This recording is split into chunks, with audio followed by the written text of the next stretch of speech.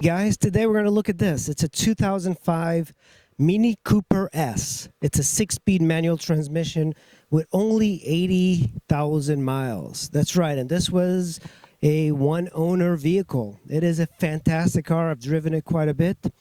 It's very fun and peppy. With 168 horsepower, you would think that perhaps it's not fast, and perhaps it's not fast when it comes to top speed, but it's one of these really fun cars that people get when they want an economical car that gets you from A to B, and you can have a lot of fun with it. It's a really good looking car, supercharged, just fantastic. It's got low profile tires. The Mini Cooper S is an extremely fun car. The regular one is okay, it's still fun, but the S is supercharged and it feels really good on the road. This one is a 6-speed transmission, so it makes it much more fun. This is a BMW essentially. Of all the retro cars, the Mini is the performance retro car.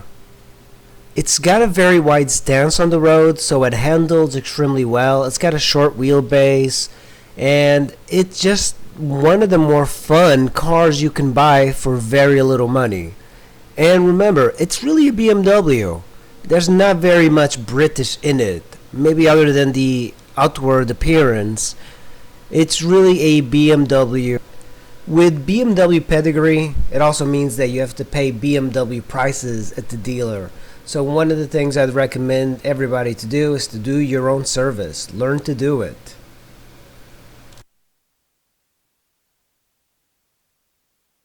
There's not a lot of storage in here, but you do have the ability, since it's a hatchback, to bring the seats down, and then you can bring some stuff in here, but it is still a very small car. Open the trunk. The trunk release is actually on the right side.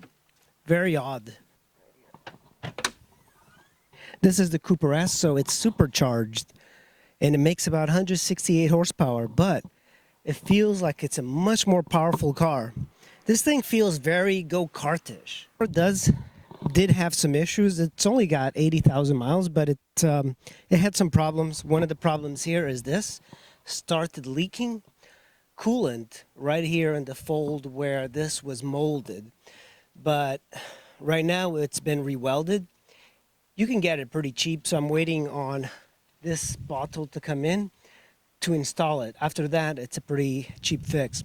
There was a big issue with this car in the engine department because of it being not driven very much, so they took it to a BMW dealer to work on it, and it cost about $5,000 to fix whatever problem it was. It was something with the engine, but with 80,000 miles, you shouldn't have any of these issues. One of the things, you open the door, and it's got quite a bit of distance that you can open it.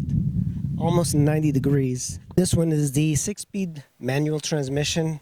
Mini decided to put the tach and the dummy lights directly in front of you. Well laid out car, but it looks very retro, and it might not be the taste of a lot of people.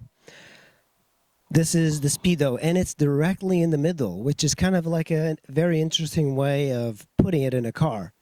But it doesn't make sense. You know, BMW wants to make you more aware of the tach because they feel it's more important. The speedometer is just kind of like on the middle.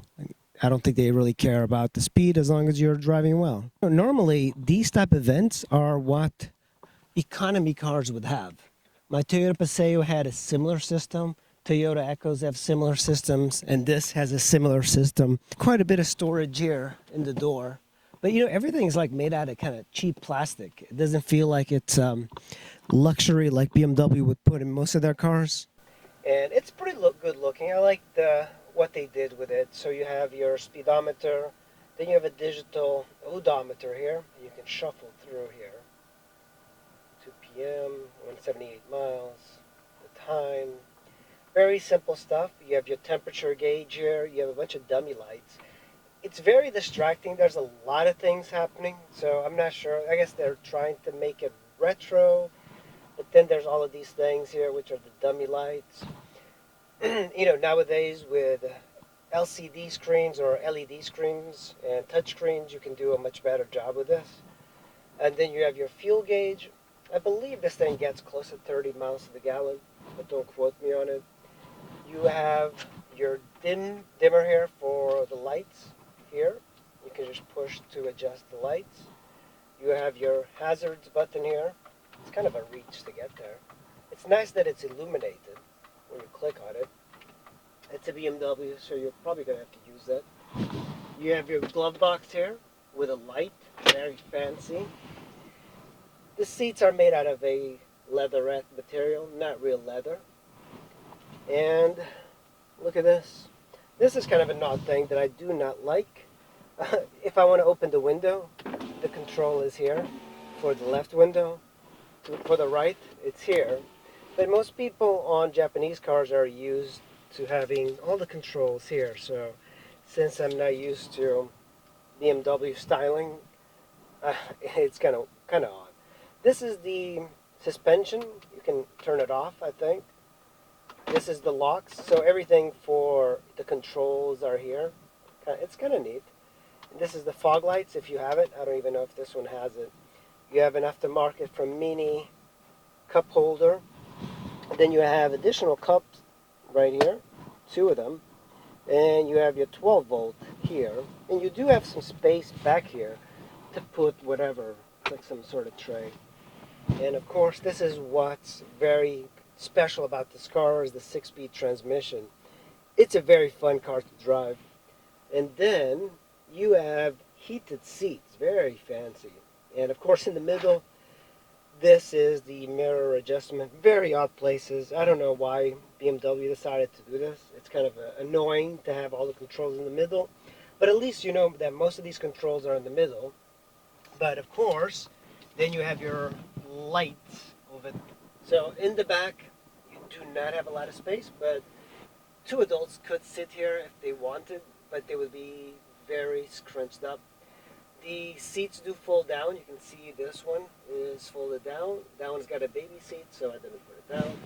And it's also got speakers and airbags in every column. You also have your light on here. Look at that. You have a light for here, a light for there, and a light for the middle. It just seems redundant to do that. And you have a light here, which is, this is kind of like very flimsy. Like, you know, I'm like looking at it. It's like, why would they make it so bad? This is just so like cheap. The plastic is cheap. The way the buttons feel. I push up and this entire hood just kind of moves. You have your sunshade, and then look at this. This is a nice feature. A sunshade for the sun on this side. That's very nice. That's a great feature to have. This is a 2005, and look at the cloth in the ceiling. It's already falling down. That's a shame. I guess water somehow dripping in here. There's condensation or something. Peppy. It's a peppy car. So I highly recommend it, but it's one of these cars that takes a while to kind of get used to it. And I believe Japanese are much more reliable, but if you want a fun peppy car, this could be it. All right, guys, thanks for watching. I'll see you in the next video.